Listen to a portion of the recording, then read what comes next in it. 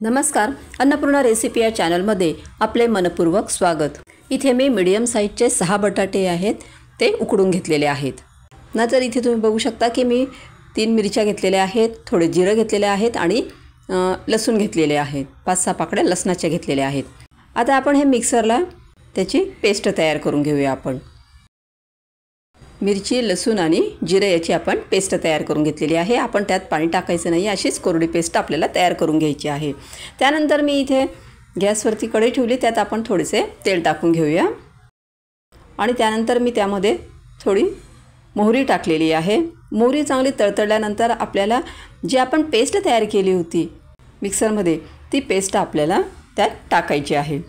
त्यानंतर आपण थोडीशी त्यात हळद टाकून घेऊ, पाव चमचा, आणि 1 चमचा धना पावडर टाकून घेऊ।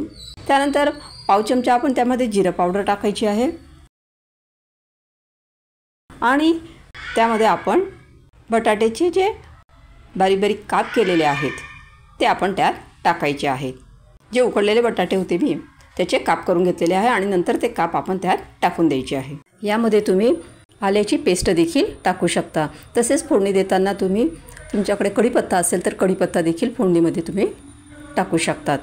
आता इथे हे बटाटे टाकल्यानंतर आपल्याला हे मिश्रण मिक्स करून घ्यायचं आहे। त्यानंतर आपल्याला चवीनुसार त्यात मीठ टाकायचे आहे आणि हे छान आपल्याला मिक्स करून घ्यायचं आहे।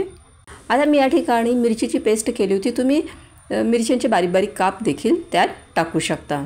तसेच आपल्याला नंतर थोडी मी कोथिंबीर टाकून घेतलेली आहे आणि थोडा वेळ आपल्याला ती गॅसवरती होऊ द्यायची। आपल्याला थोडा वेळ बटाटे न उकडता देखील तुम्ही असे बटाट्याचे काप करून त्यामध्ये टाकू शकता आणि फक्त शिजायला आपल्याला थोडं पाणी टाकावं लागेल। अशा पद्धतीने तुम्ही ही भाजी करू शकता। प्रत्येकाची बटाट्याची भाजी करण्याची जी पद्धत आहे ती वेगवेगळी असते। तर माझी ही रेसिपी तुम्हाला कशी वाटली? माझी रेसिपी जर तुम्हाला आवडली असेल व्हिडिओला लाईक करा, शेअर करा आणि चॅनलला सबस्क्राईब करा। थँक्यू।